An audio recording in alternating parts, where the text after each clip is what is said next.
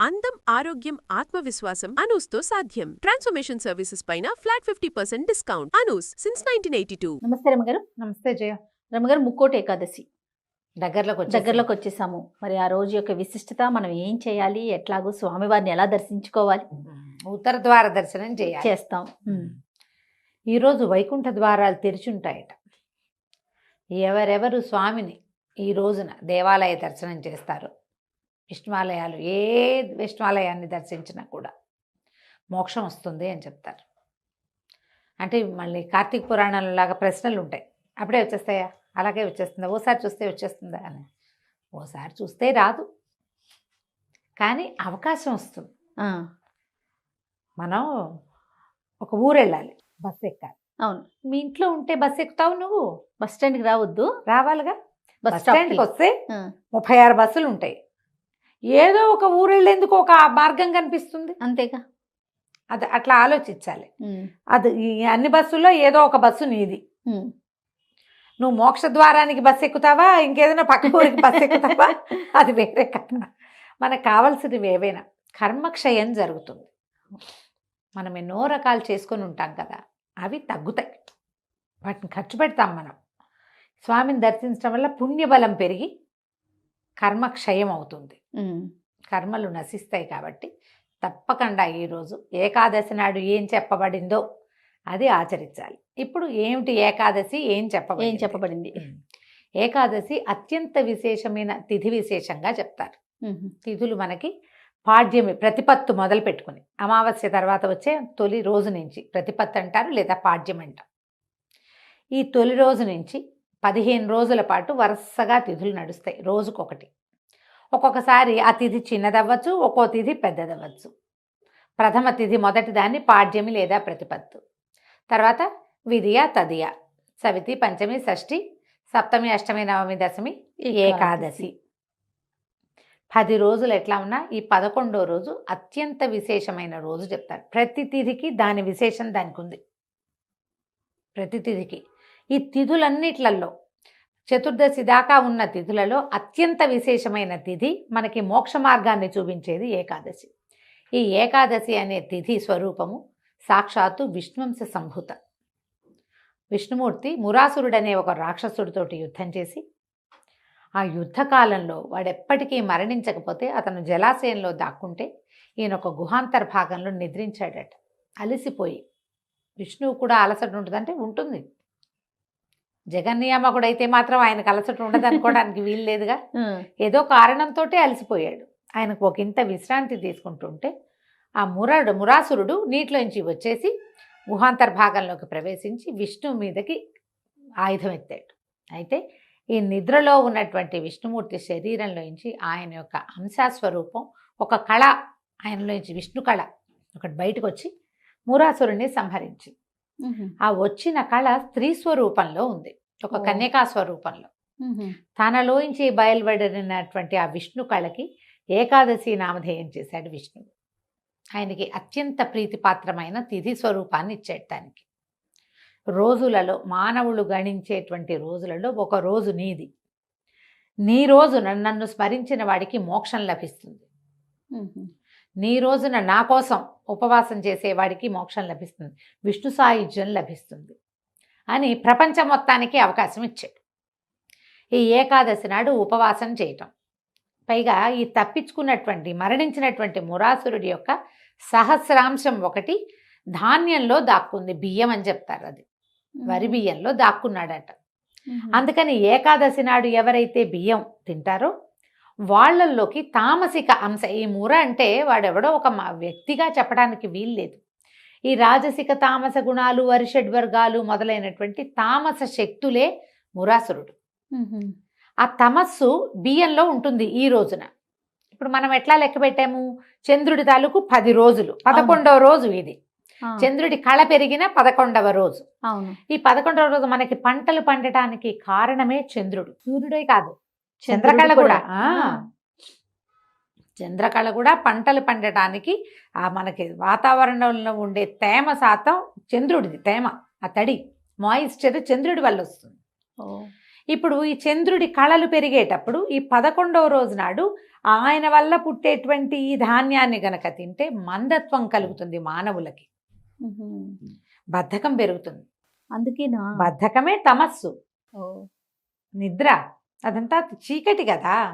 అందుకని ఈ ఉపవాసం. ఒకరోజు మానేయి అని చెప్తారు. ఒక్కనాడు మనం అన్నం మానేస్తాం, ధాన్య సంబంధమైనవి ఏవి తినము, ఏం తినం, పప్పులు తినకూడదు, ధాన్యం వరి అన్నం తినకూడదు, చిరుధాన్యాలు తృణధాన్యాలు నో, ఏమీ లేవు. మర్నాడు తినేసరికల్లా నువ్వు మామూలు అవుతావు.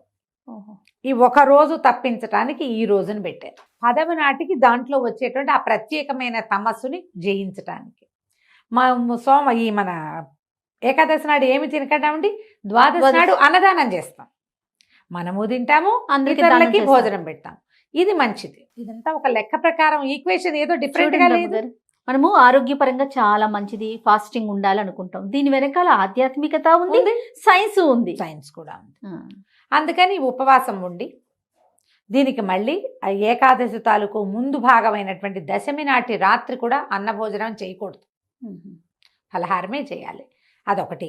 ఏకాదశి నాడు 2 పూటలు 3 పూటలు, ద్వాదశి నాడు ఉదయం అన్నం భోజనం చేయటం, అందరికీ పెట్టడం. మళ్ళీ ద్వాదశి నాటి రాత్రి కూడా అన్నం తినకూడదు. మనని ఎన్ని పూటలు మాన్పించారు అన్నము? దశమి, ఏకాదశి 2, ద్వాదశి రాత్రి 4 పూటలు, ప్రతి 15 రోజులకు ఒకసారి 4 పూటలు నో అన్నము. ఇదే కాదు, పౌర్ణమి నాడు అన్నభోజనం లేదు, అమావాస్య నాడు అన్నభోజనం చేయకూడదు. పౌర్ణమి అమావాస్యలని మనం మర్చిపోయాము, ఏకాదశిని మాత్రం కొంచెం పట్టుకున్నాం, వదల్లా. ఇంకా పౌర్ణమి తిథులు, పౌర్ణమిలో దీంట్లో సంక్రమణంలో సూర్య సంక్రమణం ఉంటుంది, అప్పుడు కూడా అన్నం తినకూడదు జయ. అది ఆ నియమం ఉంది. ఉపవాసం సంక్రమణాల్లో కూడా అన్నభోజనం చేయకూడదు. సంక్రమణాలు మెల్లిగా కలియుగ ప్రారంభంలో తగ్గిపోతే, అమావాస్యలు పౌర్ణములు మెల్లిగా కాలం ఎక్కేసరికి పోయినాయి. ఇంకా ఏకాదశులు మిగిలిన్న కాలంలోనే, పుణ్యకాలంలోనే ఉన్నాం మనం. మన ముందు నాటికి ఏం చేస్తామో తెలియదు, ఏకాదశి చూసుకోవడం కూడా తెలియదు కదా. కాబట్టి గ్రహించవలసింది ఇది మనకి ఆరోగ్య రీత్యా చాలా మంచిది. అయితే ఈ రోజున వైకుంఠ ద్వారాలు తెరవబడతాయని, స్వామి అందరికీ దర్శనమిస్తాడని, 2 రాక్షసుల కోసం వైకుంఠ ద్వారం తెరవబడింది అని ఒక కథా విశేషం కూడా చెప్తారు.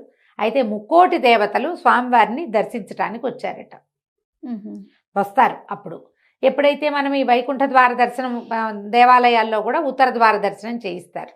ఉత్తర ద్వారం మామూలుగా కొన్ని దేవాలయాల్లో కనపడుతుంది, చిన్న చిన్న దేవాలయాల్లో కనపడుతుంది. తిరుమల తిరుపతిలో ఉంది, భద్రాచలంలో ఉన్నది, కొన్ని ప్రత్యేక దేవాలయాల్లో కూడా వైకుంఠ ద్వారం ఉంటుంది. స్వామిని అక్కడ వేంచేపు చేయించి ఆ ద్వార దర్శనం చేయిస్తారు. తిరుమల తిరుపతిలో అయితే 10 రోజుల పాటు వైకుంఠ ద్వార దర్శనం, స్వామిని ఉత్తర ద్వార దర్శనమే చేస్తాం. పైగా ఇది ధనుర్మాస పుణ్యకాలం, ధనుర్మాసము. అవును. ఈ ధనుస్సులో ఇది ఎలా చూడు, ధనుస్సు నుంచి మన మకరం వరకు మధ్య నడిచే మార్గంలో మధ్యలో వచ్చింది, మార్గళిలో, మార్గశీర్షం కదా ఇది. ఈ దారి ఏమిటి? దేవతల తాలూకు తెల్లవారుచాము. ఇది ధనుర్మాసము, దేవతల యొక్క తెల్లవారుచాము. వాళ్ళు లేచేది ఎప్పుడు? పూర్తిగా మకర సంక్రమణానికి, సంక్రమణానికి దగ్గరయ్యే కాలంలోనే మనకి ఇది ఇంచుమించుగా వస్తుంది, అంతే కదా లెక్క. సో ఈ కాలంలో మనం ఏదైనా దేవాలయ దర్శనం, విష్ణువాలయంలో స్వామిని వేంచేపు చేయించబడినటువంటి అర్చామూర్తిని కాకపోయినా మూలవర్లు కాకపోతే ఉత్సవర్లని దర్శనం చేసుకుంటాం కదా. పిచ్చిగా జనం ఉంటారు దేవాలయాల్లో విపరీతంగా, అయినా కూడా ఒక్కసారి దర్శనం చేసుకుని ఈరోజు ఆయనదని జ్ఞప్తి పెట్టుకుని, పైగా ఈ 3,000,000 ఏకాదశి నాడు కనుక ఉపవాసం చేస్తే 3,000,000 ఏకాదశులు ఉపవాసం చేసిన ఫలితం లభిస్తుందట. అదొక పాయింట్ చెప్తారు. మనం ఇప్పటిదాకా చేయము, మనకి మధ్య సంవత్సరం అంతా ఉన్నాయి కదా, నెలకి 2 చొప్పున 24 ఏకాదశులు వస్తాయి మనకి. సంవత్సరం అంతా కలిపి నెలకి 2 కదా, అంతే కదా, 12 రోజులు 24. ఈ ఒక్కటి చేస్తే మిగిలిన 23 సార్లు చేసిన ఫలితం కూడా లభిస్తుంది. ఈసారి శనివారం కూడా 23వ తారీఖు డిసెంబర్ 23 శనివారం నాడు వచ్చింది. శనివారం కూడా కలిసి వస్తే మరింత విశేషం అని చెప్తారు. శనివారం విష్ణు వారంగా చెప్పుకుంటాం కదా, వెంకటేశ్వర స్వామి వారికి శనివారాలే మన ఉపవాసం. అవునవును. ఇప్పుడు ఇలాంటప్పుడు ఉపవాసం ఉండి శివాలయానికి వెళ్ళినా కూడా ఫలితం లభిస్తామా, అందులో ఏ అనుమానము లేదు. ఉత్తర ద్వారంలో స్వామి ప్రత్యేకంగా వేంచేసి ఉంటాడు కాబట్టి వేంచేసి ఉన్న సమయంలో చూడగలిగితే మహత్తరంగా ఉంటుంది. అన్నము వద్దు, తద్భిన్నమైనవి అన్నం వాడకుండా, బియ్యం వాడకుండా చేసే ఏ పదార్థమైనా తినచ్చు. ఫ్రెష్ పళ్ళు తినచ్చు, పాల సంబంధమైనవి తీసుకోవచ్చు. జబ్బుగా ఉన్నవాళ్ళు, అనారోగ్యస్తులు, పెద్దవాళ్ళు, గర్భవతులు వీళ్ళు ఉండకపోవటమే మంచిది. భగవద్ ధ్యానం చేసుకోండి. ఉపవాసం అంటే భగవంతుని సమీప వసనము, అక్కడ నివసించటము. ఆహారం మానేసే కాదు, ఆహారం అవసరమైందని తీసుకున్నా ఈ రోజున దుర్భాషలాడటము, కొట్లాడటము, పోట్లాడటము, అనవసరమైన పనులు చేయటము, ఏవైనా చేయకూడనివి. ఇందులో మన ఏం చెప్తారంటే దాంపత్యంలో పాల్గొనకూడదు, బ్రహ్మచర్యంలో ఉండాలి, అవన్నీ నియమాలు ఉన్నాయి. మనం నియమం పూర్తిగా ఏకాదశి ఉపవాసం ఉంటే ఈ నియమం పాటించడం, లేదా కనీసం ఒక దేవాలయ దర్శనం చేసుకోవటం, విష్ణునామ సంకీర్తన చేసుకోవటం, విష్ణు సహస్రనామాన్ని చదువుకోవటం. ఈరోజు గీతా జయంతి కూడా అని చెప్తారు. ఈ రోజునే ఇదే రోజున హాలాహలము అమృతము రెండు పుట్టినాయి సముద్రంలోంచి అని చెప్తారు. ఉదయకాలంలో హాలాహలం పుడితే ఆయన శివుడు స్వీకరించాడు, సాయంకాలం వేళ అమృతం పుట్టింది. ఇది ఒక కథనాలు బోల్డ్ అని ఉంటాయి కదా. అక్కడి నుంచి ఈ రోజునే గీతా బోధ చేశాడు. భగవద్గీత బోధింపబడిన రోజు, యుద్ధం మొదలు పెట్టారు అని చెప్తారు. కాబట్టి గీతా జయంతి కూడా మనం జరుపుకోవచ్చు. భగవద్గీత చదువుకోవచ్చు, భాగవతం చదువుకోవచ్చు, రామాయణం చదువుకోవచ్చు. ఏదైనా సరే భగవంతునికి గుణకథనం చేసేటువంటి ఏ కథా విశేషాన్నైనా వినచ్చు, చదువుకోవచ్చు, చెప్పచ్చు, స్తోత్రపారాయణ చేసుకోవచ్చు, విష్ణునామ సంకీర్తన, హరే రామ రామ రామ హరే హరే, హరే కృష్ణ కృష్ణ కృష్ణ హరే హరే. ఈ ఒక్కటైనా రోజంతా అనుకోండి, ఖాళీగా ఉన్నప్పుడు స్మరించుకోవటము. అవకాశం ఉన్నవాళ్ళు ఉపవాసం ఉండొచ్చు, భగవద్ దర్శనం చేసుకోవచ్చు. తప్పకుండా రమ్మగారు. నమస్తే. నమస్తే జయ.